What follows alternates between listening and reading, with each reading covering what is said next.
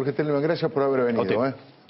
Bueno, Carlos González Prieto va a contar algunos de los secretos empresarios y políticos de la última exposición rural. Buenas noches. ¿Qué tal, Alfredo? Buenas noches. Sí, se inauguró el sábado pasado, al mediodía, una nueva edición de la exposición rural de Palermo, emblemática, contra viento y marea. Recordemos, el gobierno quiso expropiar el predio hará año y medio. Y tal como habíamos adelantado el martes pasado, Echeverri, el presidente, salió con un discurso muy duro, los trató de corruptos, ignorantes, ineficaces y habló de la década de Pradada. Inmediatamente los funcionarios salieron a contestarlo, lo hizo Julio De Vido, Carlos Casamiquela, el ministro de Agricultura, y Jorge Capitanich, que por ahí fue el más duro, lo mandó a presentarse a elecciones y también lo vinculó al trabajo esclavo, una operación de prensa que le hicieron a Luis Miguel Echeverri. Me consta porque conozco el tema muy de cerca y realmente no es así la acusación. Realmente da muchísima pena, Alfredo, que un sector tan importante como el agropecuario, que le aporta, desde que están los Kirchner, solo en concepto de retenciones, siempre lo decimos, 70.000 millones de dólares. Fíjense el lío que se armó ahora con los fondos buitre y el campo, solo por las retenciones, 70.000 millones de dólares, que no tengan puntos de encuentro, ¿no?, entre el gobierno nacional y este sector tan importante de la economía. Pero volvamos al acto inaugural, un acto que es emblemático porque históricamente es el momento en que el campo le habla a la ciudad y la ciudad recibe al campo.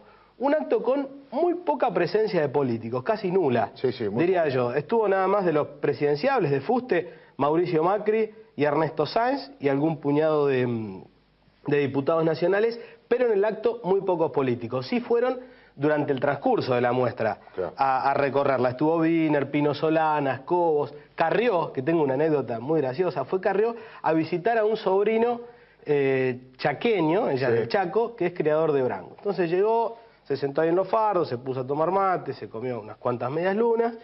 De repente se entera Echeverri y la gente de la comisión directiva que estaba Carrió en la rural. Entonces mandan a un mensajero a decirle: Lilita, ¿quiere acercarse a tomar un café con la comisión directiva? No, dice Lilita, no. Decirle a Echeverri que yo lo quiero muchísimo porque es una persona bárbara, pero que mientras siga hablando con Moyano y con el caradura de José Ignacio de Mendiguren, yo no tomo, así le dijo, ni un vaso de agua. Así que Carrió fue a la rural, pero no se juntó con los directivos. Y el gobernador Scioli no fue, pero mandó a su hermano Pepe, a uno de sus operadores políticos, Gustavo Marangoni, y además al Topo Rodríguez. Topo Rodríguez. Exactamente. Bueno, pero en el acto inaugural poquitos había. Sí, muchos empresarios. Este es el dato del año. Quizá por esto del clima de post-kirchnerismo, ¿no?, estos vientos de cambio, de repente los empresarios... O el foro de convergencia. Se animan más, claro. La huya a pleno. Estaba el presidente, Héctor Méndez, Urtubey, José Ignacio de Mendiguren en su doble rol de diputado y dirigente empresario. Bueno, AEA, Jaime Campos, de la Vega, Anselmo Gavi de la Bolsa, de la Copal, de la Cámara de Construcción. Todo el establishment estaba acompañando a Echeverri en el acto inaugural.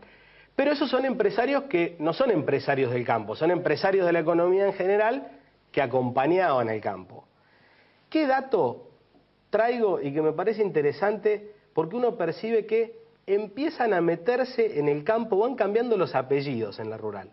¿No? Por ahí históricamente los grandes latifundios estaban vinculados a apellidos más aristocráticos, si se quiere, Menéndez Betti, Pérez de la Ola, Martínez de Oz, Nazar Anchorena, bueno, podemos ir con la lista.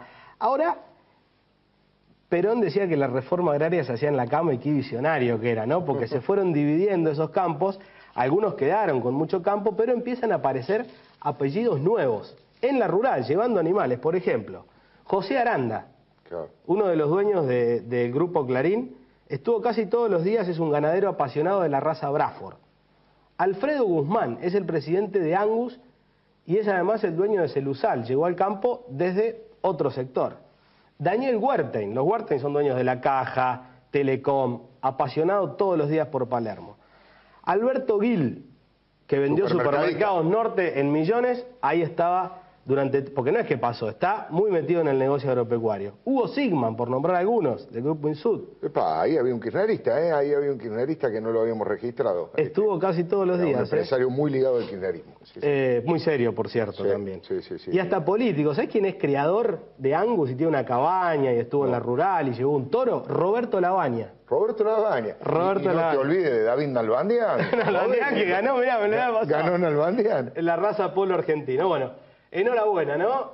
Gente nueva en el campo que seguramente aportará una visión distinta para continuar haciendo de este campo argentino el sector agropecuario más competitivo y más eficiente del mundo, Alfredo. Lo dice Carlos González Prieto. Muchísimas gracias, Carlos.